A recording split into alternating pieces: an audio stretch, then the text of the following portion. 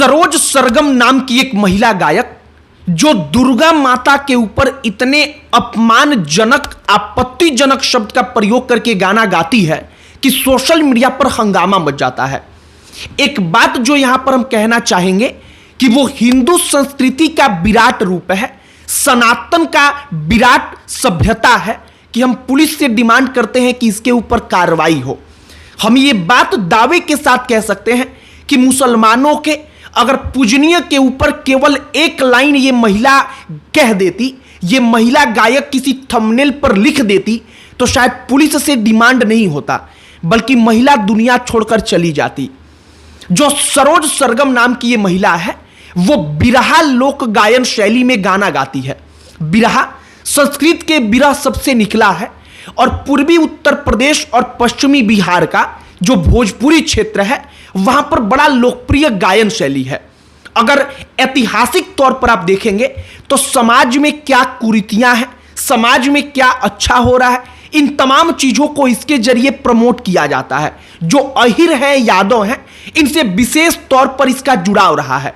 सरोज सरगम नाम की ये महिला महिषासुर, जिसका वध दुर्गा माता ने किया, उसके नाम के आगे लिखती है महिषासुर यादव। और दुर्गा माता के ऊपर दुर्गा बीच में बेहद अपमानजनक शब्द जो ऑन कैमरा हम फिर दोबारा दोहरा भी नहीं सकते, और इसके आगे लिखती है हत्यारिन।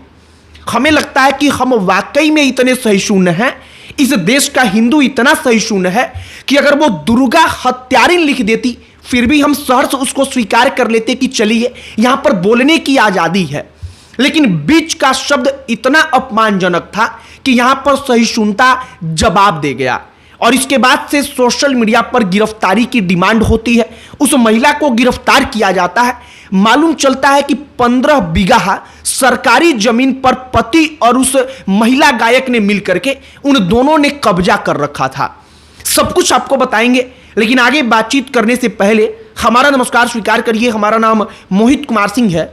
सबसे पहले आप इस बात को समझिए कि दुर्गा के ऊपर, राम के ऊपर, भगवान शिव के ऊपर, किसी भी भगवान के ऊपर, देवी देवता के ऊपर ऐसा गीत गाने के लिए इनकी विचारधारा आ कहां से रही है, इनको प्रेरणा मिल कहां से रहा है, हमें उसके ऊपर गंभीरता पूर्वक विचार विमर्श करना होगा। प्रशासन को, सरकार को सोचना होगा। दूसरी बात, जिस वक्त पर यह सरोज सरगम नाम की महिला गायक भगवान शिव के ऊपर गाना गा रही थी, सवाल उठा रही थी, दुर्गा माता के ऊपर शुरुआती दौर में गाना गा करके सवाल उठा रही थी, क्या उस वक्त पर उसके गांव में, उसके आसपास के इलाके में हिंदू थे ही नहीं?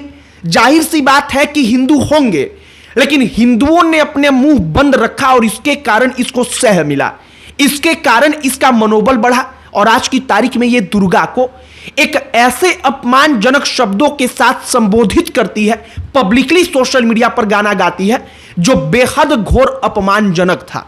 इतना अपमानजनक कि हम दावे के साथ कह सकते हैं कि अगर दूसरे धर्म के इष्ट के खिलाफ ऐसा बोल दिया जाता, मुसलमानों के, इस्लाम के जो इष्ट हैं, जो उनके भगवान हैं, उनके खिलाफ ऐसा बोल दिया जाता, तो जाहिर तौर पर अब तक सड़क के ऊपर हम हंगामा देखते, हम देखते कि हिंसा क्या होता है।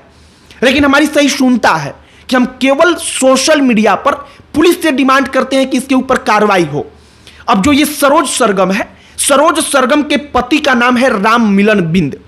राम मिलन बिंद जो है वो गाने को प्रोड्यूस करता है और ये महिला गाती है, और ये महिला अपने गाने के जरिए ये प्रमोट करती है कि दुर्गा ने मूल निवासी महिषासुर यादव का वध कर दिया।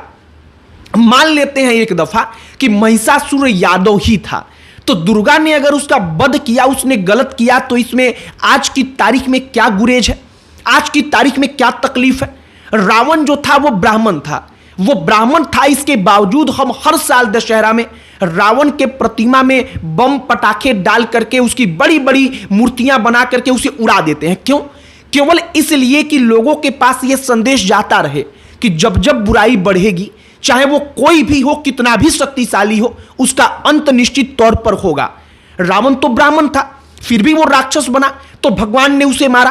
कृष्ण का मामा था कंस, लेकिन फिर भी कृष्ण ने कंस का वध किया, कंस को मारा। लेकिन इनकी दिक्कत यह है कि किसी भी नाम पर हिंदुओं को टारगेट करके गाली दिया जाए। सरोज सरगम, आप एक्टिविस्ट बनिए, आप तमाम अलग अलग जातियों के नाम पर एक्टिविस्ट बन करके अपने समाज के लिए अच्छा काम करिए, लेकिन समाज के लिए अच्छा काम करने का मतलब कतई ये नहीं होता कि करोड़ों लोगों के आस्था पर सीधे चोट पहुंचाया जाए।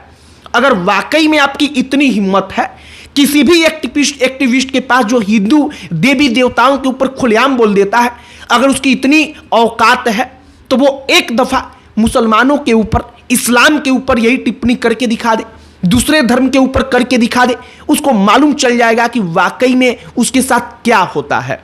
अब एक और बात है, सरोज सरगम जैसी महिलाएं या जो भी ऐसा गा रहा है, जो भी ऐसा कर रहा है, आखिरकार ये विचारधारा आ कहां से रही है, वो बड़ी महत्वपूर्ण बात है।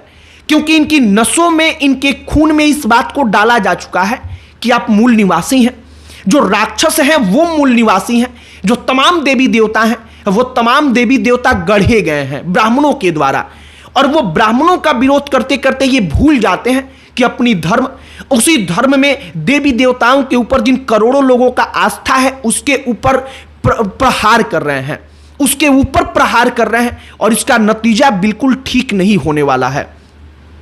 मिर्जापुर की पुलिस इस महिला गायक को गिरफ्तार कर चुकी है।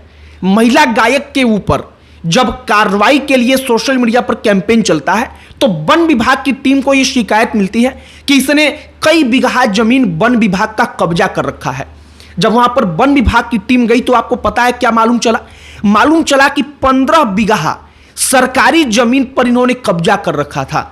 ये उस सरकारी जमीन से अपना जीवन यापन करते थे और 15 बीघा जमीन इन्होंने सरकार का कब्जा कर रखा था, वन विभाग का कब्जा कर रखा था। लेकिन अब उस जमीन को भी वापस लिया गया है, पैमाइश किया गया है, उसके ऊपर भी कार्रवाई हुई है।